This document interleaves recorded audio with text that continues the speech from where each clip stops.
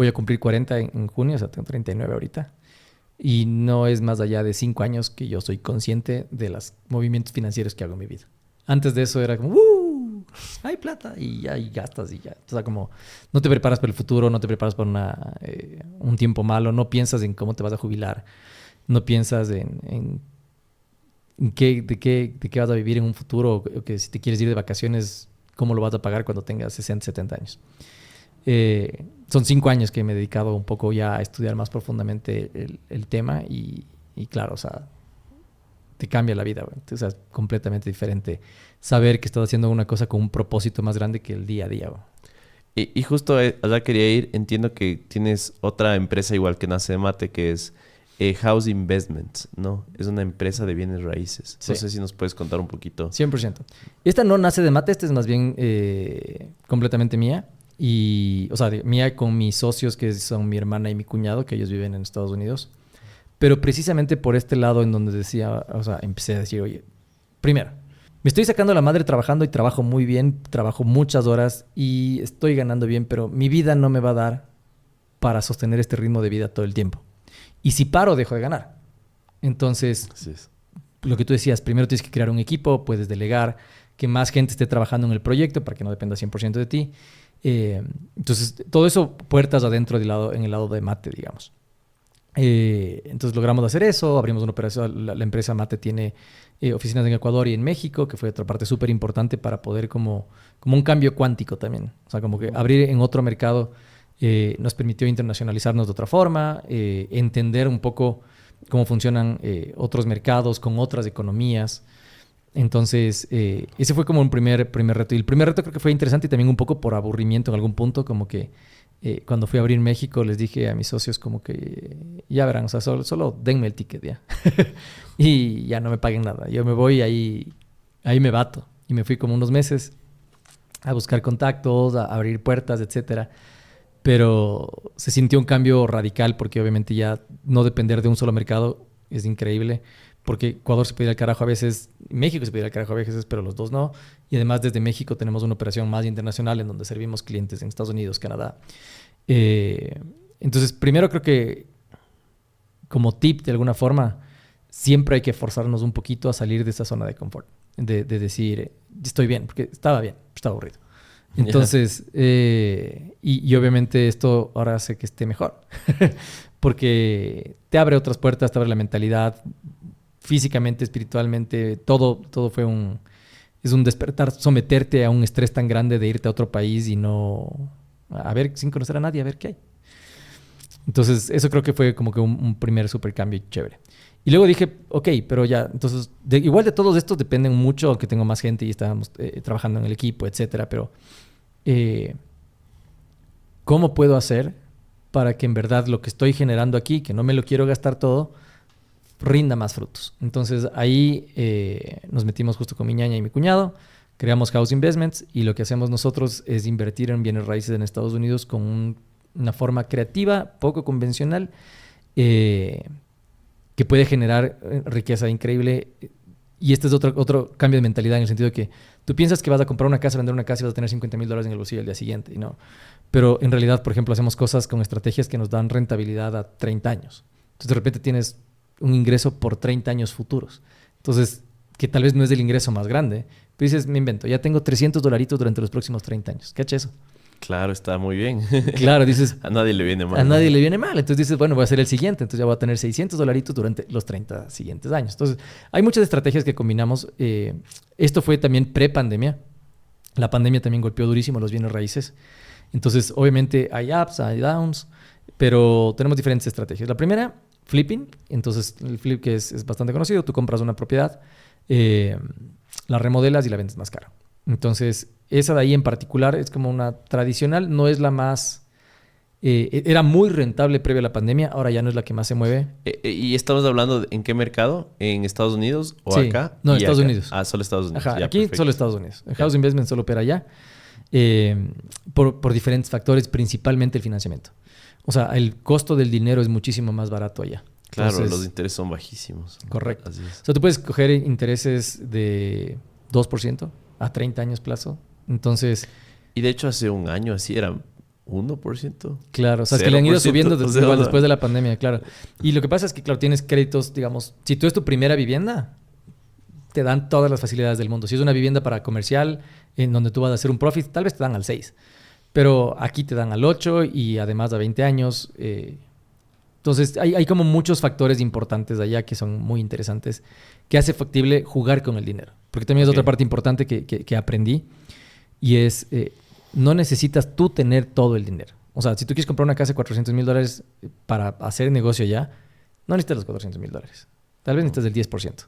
Entonces dices, chuta, ya tengo y voy a arrendarla o lo que sea, y el banco te ayuda porque como las tasas son más bajas, existe un spread, digamos, entre lo que tú pagas al banco y lo que tú cobras en la renta, que ya te deja una ganancia. Al final aquí el juego es, en la parte de los bienes raíces, es el cash flow. O sea, tú debes decir dónde va el cash y cuánto me va a quedar de ese movimiento. Y ahí es súper interesante, es igual también una cosa súper apasionante porque, por ejemplo, lo que te digo, en el flipping es súper claro. Compras en 100, le metes 20 y le vendes en 150. Entonces sacas 30 de ganancia, eso te toma 6 meses, te lo llevas al bolsillo. Paf. El problema con esto es que en la pandemia se empezaron a demorar más. Entonces ya no le sacabas en 4 o 6 meses, sino en un año, año y medio. Entonces ya el profit que ibas a sacar ya no resultaba tan interesante si en vez de sacarlo en 6 meses lo sacas en un año y medio, pagas el préstamo muchísimo más, tienes los costos bancarios, etc. La otra opción, que esta sí la seguimos haciendo, es súper interesante, y es obviamente quedarte la propiedad para arrendar. Entonces tú dices, a ver, aguántate. Entonces yo le pido plata al banco y me invento, la cuota del banco son 1,000, pero en arriendos me entran 1,300. Entonces le pago 1,000 y me quedo con 300. Sí, ese es el negocio. Entonces te quedas con la diferencia bancaria de alguna forma. Y lo que te decía, entonces ahí te vas quedando y le puedes arrendar. Obviamente los riesgos que tienes que correr es si se te va el inquilino, ¿qué va a hacer o sea, tener el respaldo económico para poder cubrir los meses que no vas a tener los ingresos del inquilino. Pero ahí viene otra estrategia también, y por eso se llaman bienes raíces comerciales, y es como, normalmente cuando te metes en esto no compras de uno en uno, compras de 6 en 6 o de 8 en 8, porque compras edificios con 6 departamentos chiquitos y divides tu riesgo. Entonces ya no tengo el problema de que se me fue una casa, o sea, y cuesta lo mismo. O sea, en vez de costar una casa de 400,000, compro una casa, o sea, un edificito de 6 departamentos en 400,000. Pero el arriendo individual es menor, el arriendo total sigue siendo el mismo, pero si se me va un inquilino no tengo el riesgo completo. Claro. Entonces, esa es una estrategia que igual usamos. Entonces tenemos Sixplex en diferentes lugares de Estados Unidos, de los que recibimos las rentas. Una consulta, ¿a cualquier persona le dan préstamos así de grandes en Estados Unidos? No. No es que es imposible que te den crédito. O sea, tienes que hacer la estructura legal correcta y allá abres una empresa en nada de tiempo, la LLC, y más rápido tienes que que acá, crear, ¿no? claro, y tienes que empezar a crear tu crédito y tu historial. 100% apalancados en el inicio, en el crédito y en la garantía de mi cuñado y de mi ñaña, que ya tenían construido ya su patrimonio. Pero, o sea, sí, es muchísimo, muchísimo más amable que acá. O sea, te dicen, o sea, una vez que operas un par de años, te dicen, bueno, pero ahí tiene una línea de crédito de $1,000,000 para que use, ¿no? Entonces, ¿en serio? Sí, o sea, obviamente traes las garantías adecuadas, la casa tiene que respaldar, etcétera, pero pues ahí está. Entonces, allá el dinero se mueve a una velocidad muchísimo más rápida que acá, o sea, y es un cambio de mentalidad también, que creo que nosotros desde el Ecuador soñamos, por ejemplo, con comprar nuestra casita, la que nos va a durar 30 años, etcétera, ¿no? Allá no, porque, por ejemplo, en las propiedades que compramos, nunca somos dueños de la casa. Imagínate tener un crédito que pagas durante 30 años, llevar los primeros 5, no le has aportado literal ni $2,000 al patrimonio de la casa. Pero todos los meses le he sacado la diferencia entre lo que pago de préstamo y el arriendo. Ahí está mi ganancia. Entonces yo soy como un intermediario. Y lo que sí sacas de ganancia luego es, digamos que luego de 5 años, esa casa la vendes porque no te la vas a quedar y dices, voy a cancelar el crédito, la voy a vender. Pero la compraste en 200 y la vendes en 220. Entonces cuando la vendes a los 5 años, sacas unos 20,000 más extra, digamos, de ganancia, que es la plusvalía.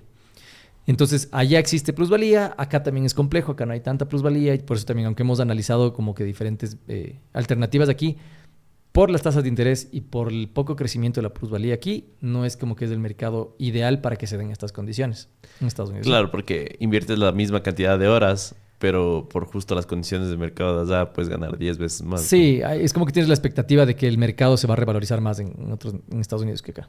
Entonces eso es. Y de ahí, por ejemplo, otra cosa que hacemos ahora que es brutal, y esta es otra gran estrategia que estamos implementando, es nosotros financiar con el banco, pero nosotros convertirnos en el financiamiento de las personas. Entonces les damos más facilidades de comprar. Por ejemplo, gente que tal vez no tiene un estatus migratorio todavía, que no tiene que ya les han rechazado los préstamos.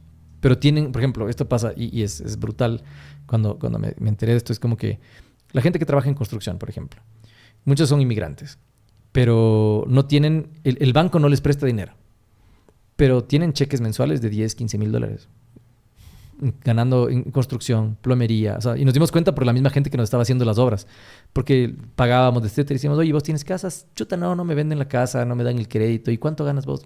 15 mil al mes, así, entonces...